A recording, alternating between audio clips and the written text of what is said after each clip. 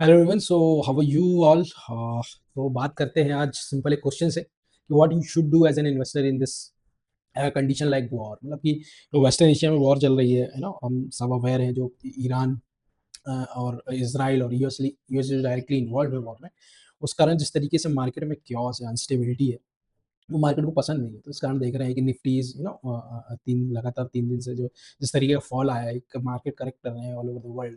देखिए Korean market is corrected a lot. तो एक प्रॉब्लम वर्ल्ड में इस वॉर के कारण है, क्योंकि जो ये रीजन है, जो गल्फ कंट्री रीजन है, they are the major oil producers. और वर्ल्ड को एक एनर्जी की एक बड़ा सोर्स है ऑयल। और अगर ऑयल में कहीं भी सप्लाई प्रॉब्लम आती है, जिस तरीके से अभी देख रहे हैं कि स्टेट ऑफ हॉर्मुज क्लोज है, ईरान के जो ज्योग्राफी में आता है, और वो क्लोज है, जिससे 20% ऑफ ऑयल वर्ल्ड को सप्लाई होता है। तो वहाँ पे एक इशू आ रहा है, जिस कारण अगर कंट्री लाइक इंडिया देखते हैं, जो कि हम 90% जो ऑयल है वो इम्पोर्ट करते हैं। We are not oil producer, we are the heavy importer of crude oil. So oil के जिस प्रकार से प्राइस शूट अप हुए, अब हम 90 पर बैरल जो है क्रूड ऑयल पहुंच गया है। साथ साथ तो हमारी करेंसी डिप्रिशिएट हुई है, देखेंगे अराउंड 92 अगेंस्ट डॉलर पहुंच गई है। तो हमारी परचेसिंग पावर भी कमजोर हो रही है, और साथ में जो ऑयल के प्राइस है वो भी महंगा हो रहा है। तो ये एक तरीके से एक इन्फ्लेशनरी प्रेशर दे रहा है इंडिया को। तो देखना पड़ेगा कि सिचुएशन कैसी चलती है। वॉर अगर ये चलती है तो एक इशू रहेगा लंबे समय तक। जो गवर्नमेंट ऑफिशियल है, जिनका उनका हद्दी पूरी है, जिनका कहना था कि हमारे पास 75 डेज का जो ऑयल है अभी, तो वो इशू नहीं है। साथ ही साथ जो अभी अमेरिका ने जो सैंक्शन लगाए थे, जो टैरिफ सैंक्शन के कारण जो जिस तरीके से हम रसिया से ऑयल नहीं खरीद पा रहे थे, तो वो उस पर एक वेवियर दिया है कि आप 30 डेज का जो ऑयल है, 30 डेज में जो जो है वेवियर ऑफ है, 30 डेज में आप ऑयल खरीद सकते हैं। तो ये एक देखेंगे कि आज सिचुएशन कैसी बनती है वॉर की। तो यहाँ पर जो मार्केट में करेक्शन आया है, तो वो एक अपॉर्चुनिटी एज एन उसको हम कैसे देखें, एज अपॉर्चुनिटी देखें या फिर एज एन ये वेट करें और करेक्शन का। तो इस बारे में आज बात करेंगे। तो निफ्टी का अगर पी देखते हैं, निफ्टी का जो पी है अराउंड 21 के, तो बहुत ज़्यादा ना ओवर वैल्यूड है ना ही अंडर वैल्यूड है। तो एक रेंज पे है।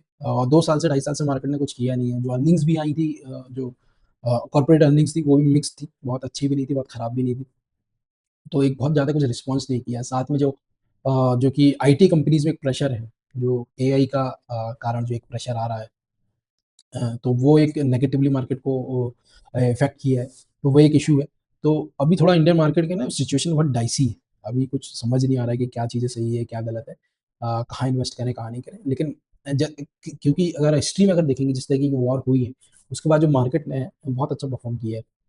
आप उठा के देख लें, कारगिल वॉर देख लें, अभी जो रिसेंटली जो रशिया यूक्रेन वॉर थी, तो उसमें जिस तरीके से मार्केट करेक्ट हुआ था, उसके बाद एक अच्छी परफॉर्मेंस निकल के आई है। तो कोई सेक्टरल प्रॉब्लम सिर्फ आईटी के अलावा मुझे कहीं नहीं दिख रही है। आईटी में थोड़ा सा वहाँ से अ, मैं तो अभी वहाँ से दूर ही हूँ, वहाँ इन्वेस्ट करने से, क्योंकि क्या एआई की जो चीज़ें आ रही हैं, तो उस कारण क्या आगे की चीज़ें डेवलपमेंट है, उसको देखेंगे। नेक्स्ट जो एक जिस तरीके से वॉर भी है, आप देखेंगे तो एक एनर्जी के लिए हो रही है। मतलब कि जो एलन मस्क को आप देखेंगे, तो he is talking about the energy, Sam Altman is talking about energy, Donald Trump is talking now about energy. और एक ऑयल की एक तरीके से ये बोलते हैं कि जो यूएस है, उनका एक क्योंकि जो रिजीम है वहाँ पे ईरान का, वो चेंज करना चाहते हैं, क्योंकि प्रो अमेरिका यूएस रिजीम आता है, तो वहाँ से ऑयल खरीदने एक सस्ता पड़ेगा। और तो उसको देख के भी एक कई एंगल बन रहे हैं इस वॉर के।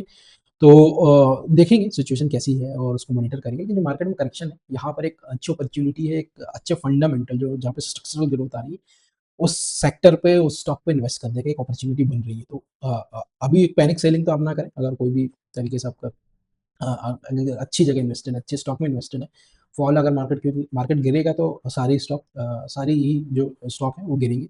तो पैनिक सेलिंग ना करें, और अगर एसआईपी है तो उसको बढ़ा दें। आप ये एक अपॉर्चुनिटी है, क्योंकि हर एक ऐसे जो करेक्शन के बाद मार्केट अच्छा ही परफॉर्म किया है।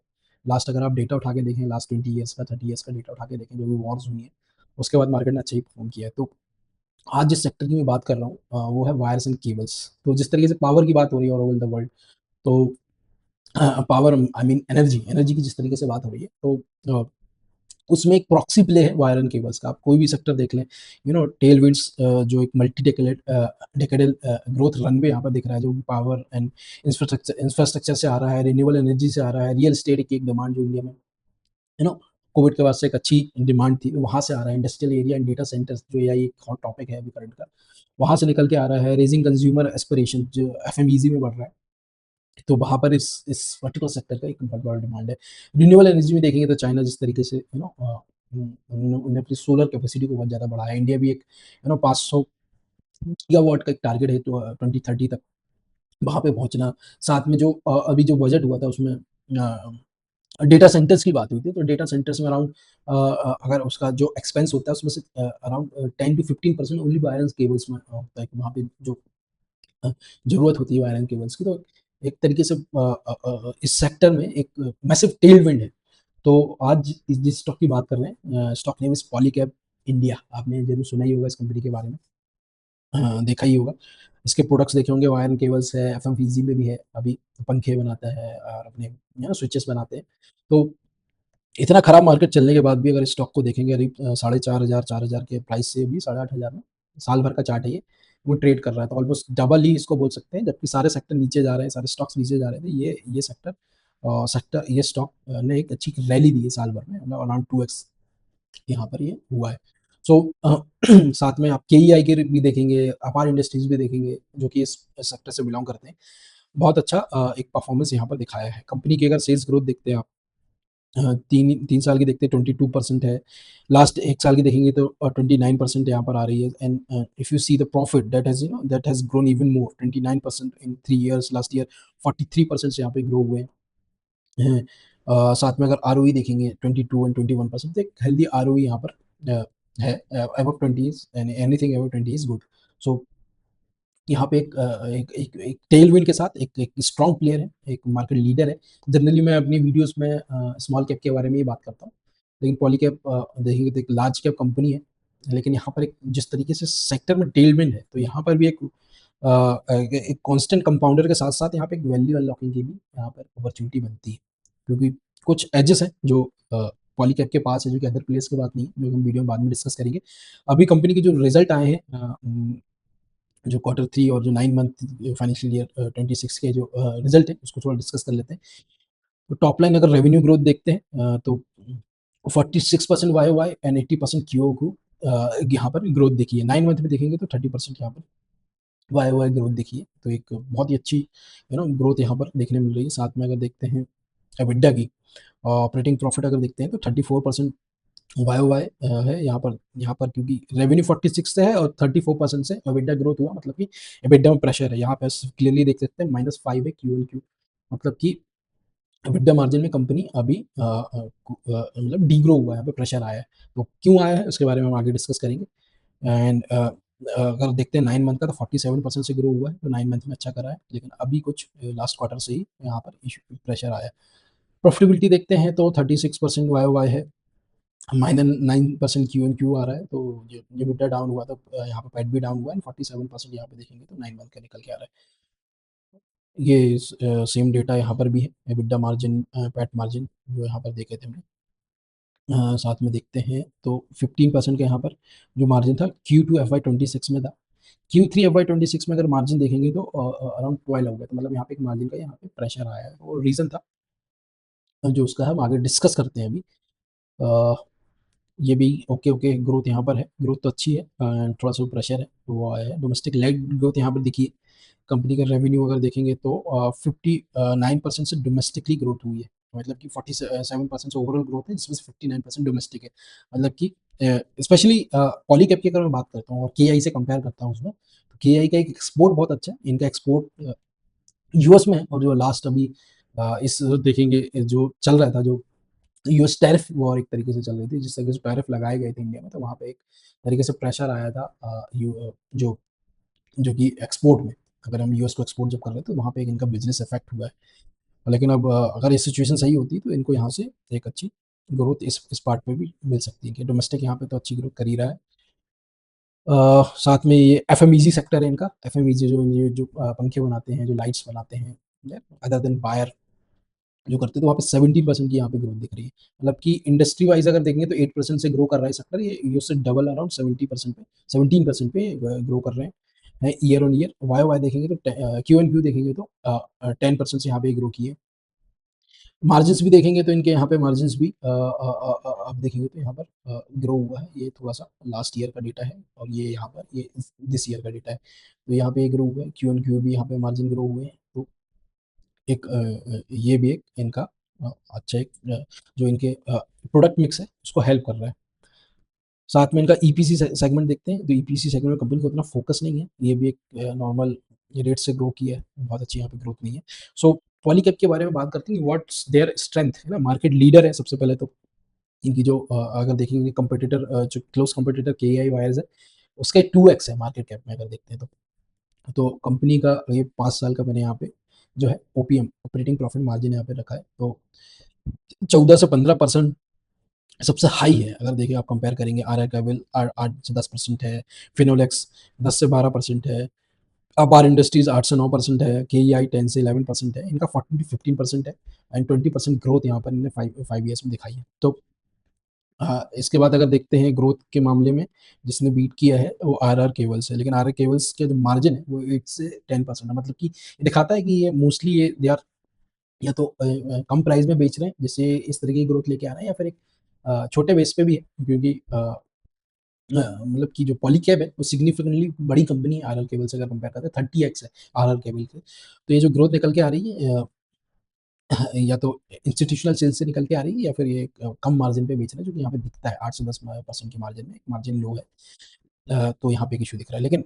जो पॉलीकैब का जो एज है 14 to 15% मार्जिन, 20% ग्रोथ और 40% की वॉल्यूम ग्रोथ लेके आया है यहाँ पे। तो ये चीज़ें दिखाता है। तो व्हाट्स मोट दैट है ना पॉलीकैब हैव, है ना 5 यहाँ पर जो इम्पोर्टेंट पॉइंट्स वो मैंने यहाँ पे लिखे हैं, उसके बारे में डिस्कस करेंगे।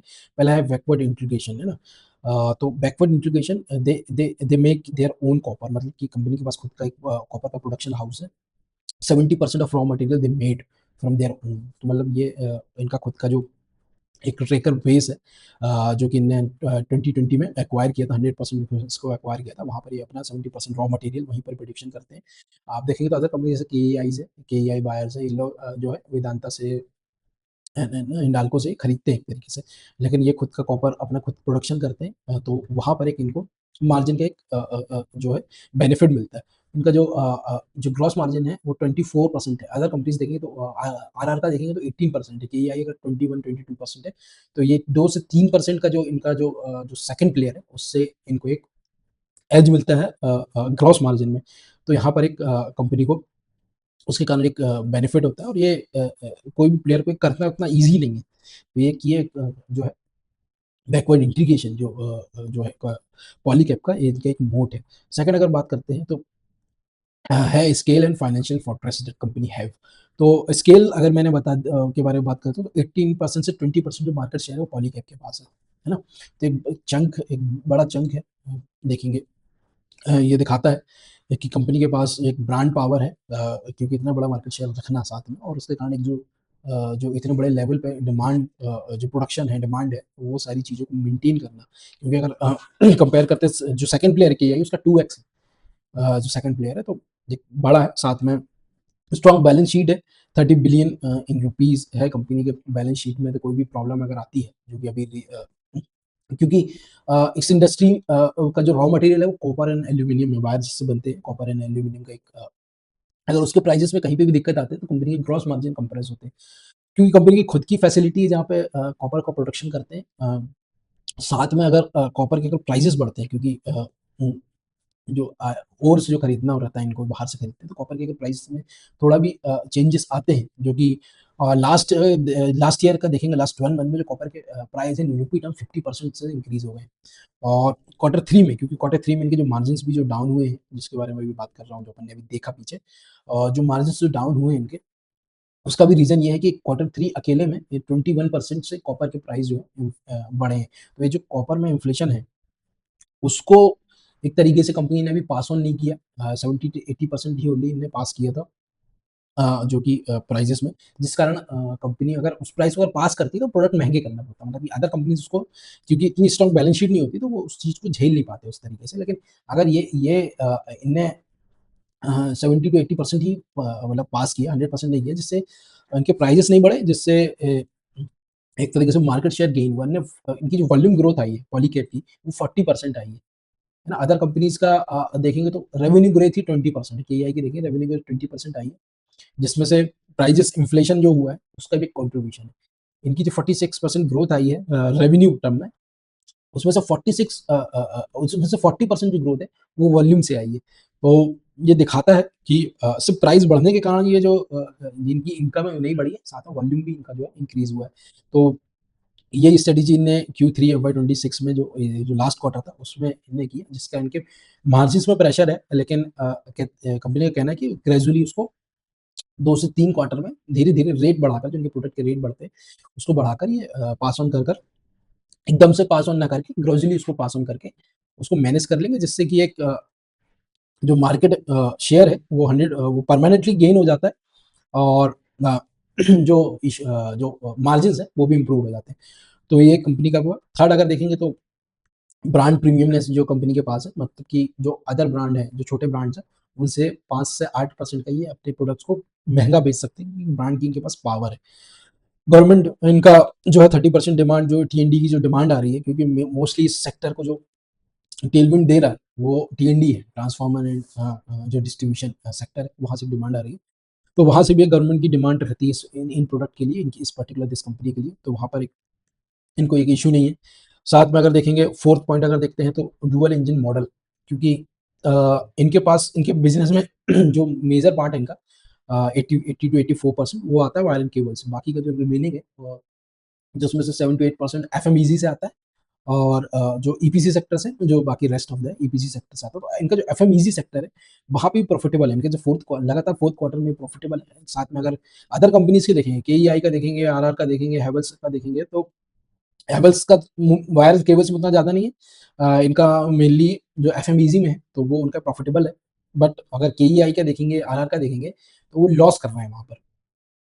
ओनली पॉलीकैब ही ऐसा प्लेयर है जो कि दोनों ही sector, wires and cable and FMEG, जो फास्ट मूविंग इलेक्ट्रिक गुड्स होता है, वहाँ पर भी दोनों में ही पॉजिटिव है, और ग्रोथ भी अच्छे मार्जिन कर रहे हैं। ग्रोथ अगर देखेंगे तो 17% से ग्रो कर रहे हैं, और मार्जिन भी स्टेबल है, और आगे चल के इनका जो मार्जिन है वो भी यहाँ पे बढ़ते हुए दिखेगा, करीब 2.5 से इनका 3% का यहाँ पर अभी मार्जिन है। तो एक टर्न अराउंड स्टोरी है, तो ये हेल्प कर रहा है पॉलीकैब को, वायर्स एंड केबल्स एंड तो उनका अच्छा है ही साथ में एफएमईजी में।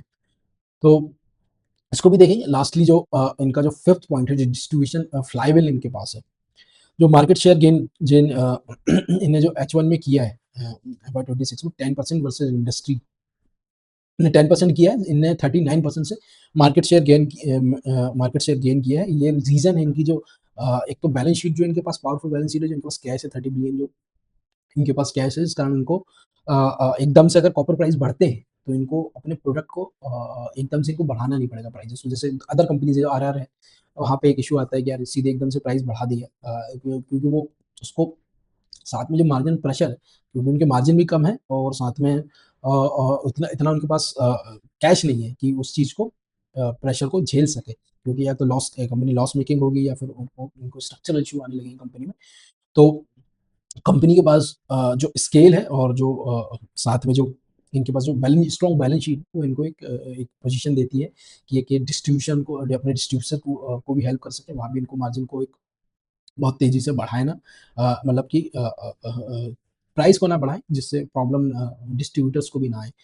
एंड एक जो 40 इयर्स का जो कंपनी का एक रिलेशनशिप है, वो भी एक स्ट्रॉन्ग है। तो दीज़ आर द 5 पॉइंट है, जो कि पॉलीकैब को जो अदर कंपनी से वहाँ से अलग बनाती है, मार्केट लीडर बना के रखती है इस पर्टिकुलर सेक्टर में, वायर एंड केबल्स में। साथ में यहाँ पर अब जो मोस्ट इम्पोर्टेंट पार्ट वीडियो का असम्पशन्स, जो वैल्यूएशन से मैंने निकाले हैं, क्योंकि कंपनी अभी भी एक प्रीमियम वैल्यूएशन पे ट्रेड हो रही है। अभी देखिए तो 49-48 की पीई पे है, जो कि एक प्रीमियम वैल्यूएशन है, क्योंकि मार्केट इस सेक्टर को एक बहुत उससे देख रहा है, मतलब देखेंगे तो कि आगे की जो टेलविंड्स दिख रही है इस सेक्टर में, जो इस तरीके से ग्रोथ आ रही है, जिस तरीके से डिमांड है, स्पेशली इन टी&डी सेक्टर, और साथ में जो रियल एस्टेट डेवलपमेंट सेक्टर है, तो एक स्ट्रॉन्ग मल्टी डेकेडल यहाँ पर रनवे, जिसके बारे में डिस्कस किया, वो दिख रहा है। तो एक प्रीमियम वैल्यूएशन में है इतने खराब मार्केट में भी। सो FY26 का जो एस्टिमेटेड एनुअलाइज्ड मैंने यहाँ पर रेवेन्यू निकाला है 26 1500 करोड़ का जो यहाँ पर रेवेन्यू है, एबिटा मार्जिन अगर 13% का जो अभी करंट चल रहा है इनका लेके अगर चलते हैं, तो अराउंड पैट मार्जिन का 9.7 का बनता है, जो कि 49x का पी यहाँ पर देता है। 20 FY 27 का अगर देखते हैं, तो एबिटा अगर यहाँ पर मैं 10% का लेके चलता हूँ, क्योंकि जो प्रेशर एक तरीके से मतलब एक बियर केस यहाँ पर ही मैंने बनाया है, तो 6.8 का लेके अगर चलते हैं पैट मार्जिन, तो 55x का बनता है।